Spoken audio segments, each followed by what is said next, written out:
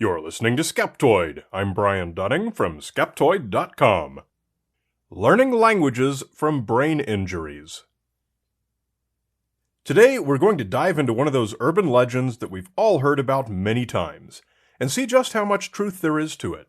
It's the claim that some people, upon waking up from a coma or after having a stroke, suddenly speak a whole new language, often one they did not speak before, or perhaps had only been just beginning to learn.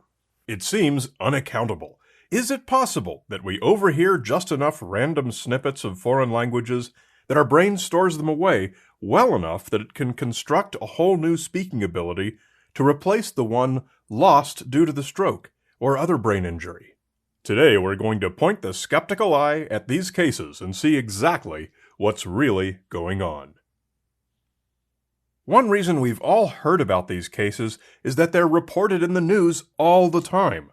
In 2010, a popular news story claimed that a teenaged Croatian girl woke from a coma understanding only Croatian, but speaking only German, as fluently as a native, despite only having just begun to learn German in school. A German translator had to be brought in so she could communicate with her own family. In 2014, it was widely reported that a 25-year-old man who had suffered a head injury and was put into an induced coma awoke with a newfound ability to speak perfect, fluent French. He also thought he was actor Matthew McConaughey. He eventually recovered from his injuries, but retained his fluency in French. In 2016, a teenager in Georgia suffered a severe concussion in a soccer game that put him into a coma for 3 days.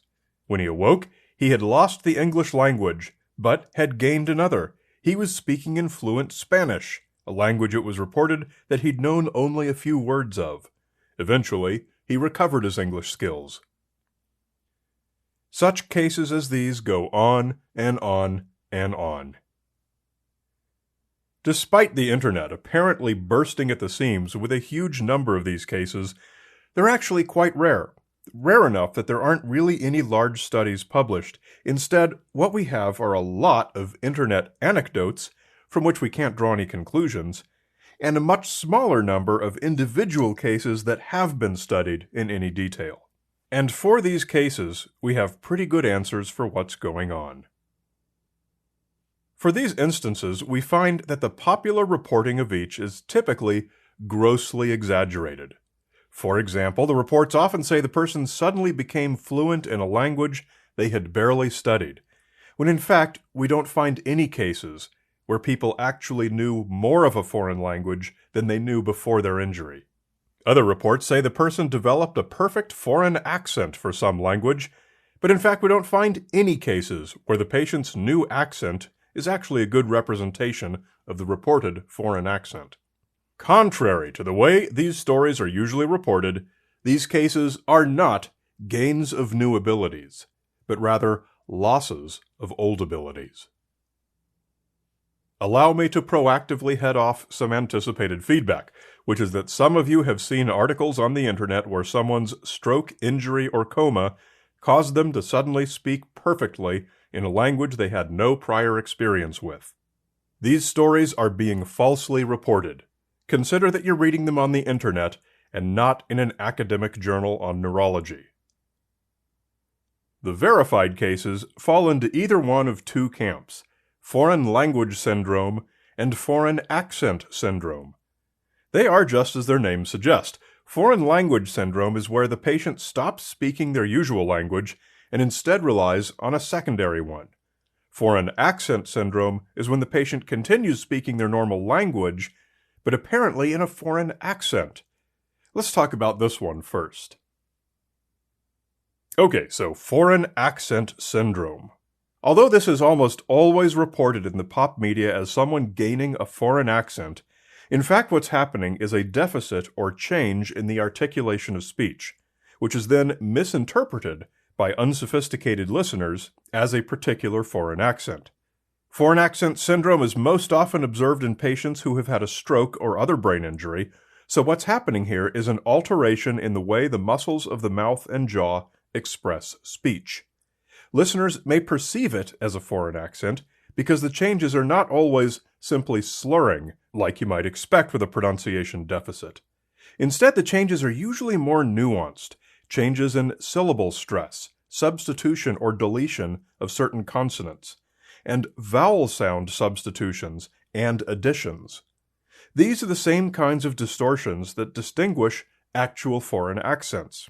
So it's understandable why so many family and friends of the patient make this interpretation. The nonverbal characteristics of speech are called prosody, such as rhythm, intonation, and syllabic stress. So when this condition was first described around 1940, it was called dysprosody. In the rare cases that a dysprosody just happens to sound like someone with a particular foreign accent, then we call it foreign accent syndrome. Here are 3 well-publicized cases where the patient's new speech patterns do strongly sound, to speakers of their native language, distinctly like specific foreign accents. Here's an English woman who sounds French. I started sounding totally different when I heard myself speak, and the speech process in my head was totally different. You learn to live with it, you learn to adapt, but it's not easy. And it never is. It's the same every day. And here is an Australian woman whom people think sounds Eastern European. It was a shock to us to hear something like that. First of all, yes, okay, I speak a foreign accent, so it makes sense. But for goodness sake, what is foreign accent syndrome? And here's another English woman who sounds a lot like a stereotype of a Chinese accent. It wasn't until I was in the ambulance on the way to the hospital, she actually said, "Are you aware of the way you're speaking?" And I said, "Oh, I sound like I have a slur." And she said, "No, you sound like you could work at a Chinese restaurant." She said, "Yeah, you could work in the local China house or something." Lest you suspect these people are faking it, the answer is no, not in these cases, as they're all under the care of neurologists and their brain injuries were real. However, there is a variant with a purely psychiatric cause, called psychogenic foreign accent syndrome. In rare cases of schizophrenia, bipolar disorder, or related disorders, some patients may speak in a foreign accent over the course of a psychotic episode, which then goes away once the episode is over. Although the patient is doing this deliberately on their own, it's not really accurate to say they're faking it, as it's a symptom of a legitimate psychiatric condition. More common than foreign accent syndrome are brain injuries that hamper speech ability to the point that it sounds slurred and hard to understand. But because that's easily recognized for what it is, people don't tend to make the same foreign accent association. These represent the vast majority of speech deficits resulting from a brain injury. It's much rarer for the injury to knock out such specific parts of the brain that the ability to speak is not hampered, but that there are noticeable changes to certain vowel or consonant sounds.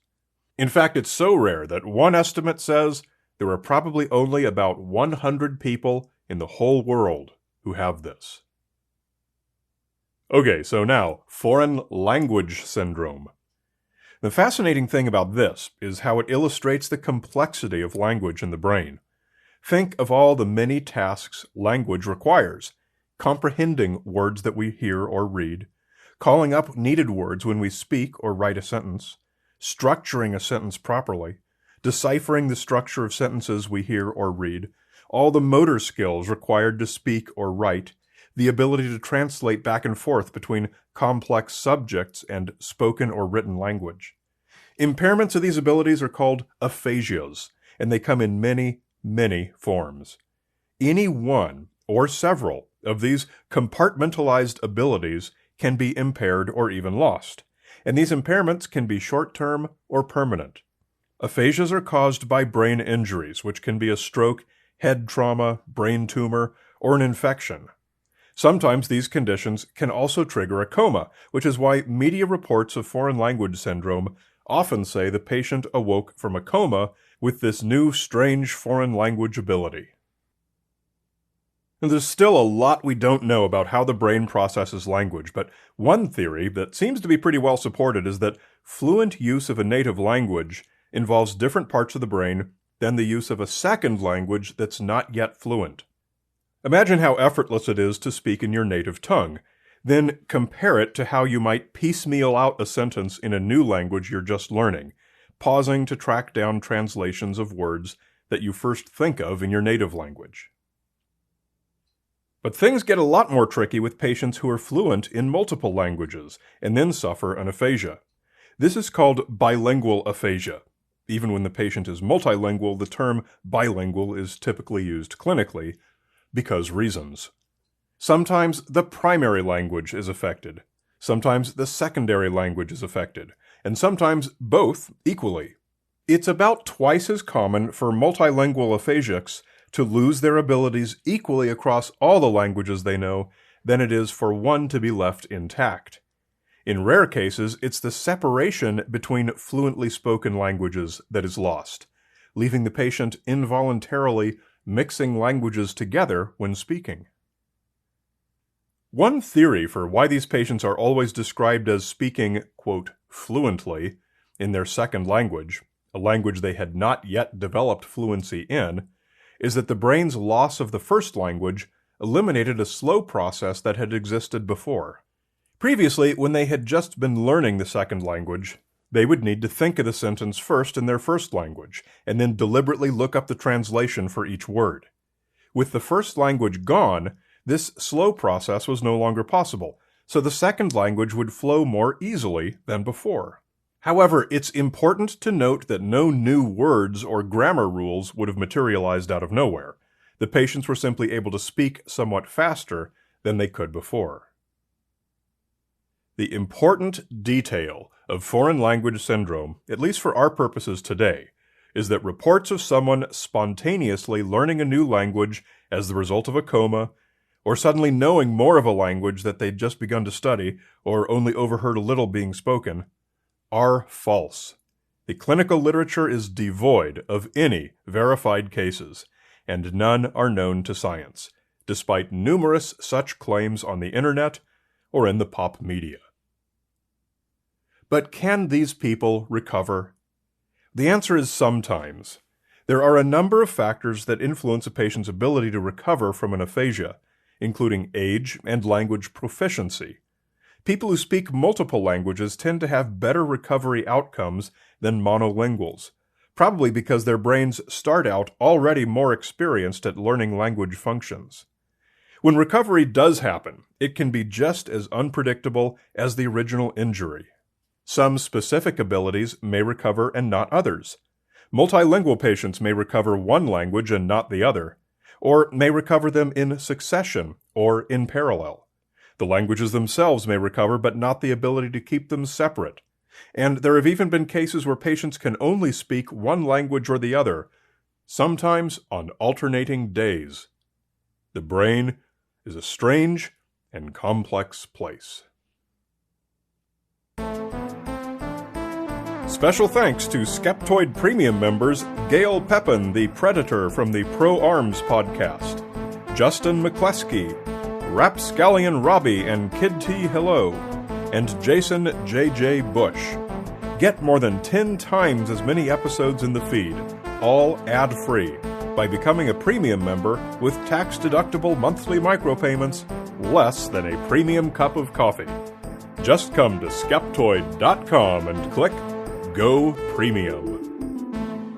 You're listening to Skeptoid, a listener-supported program. I'm Brian Dunning from Skeptoid.com.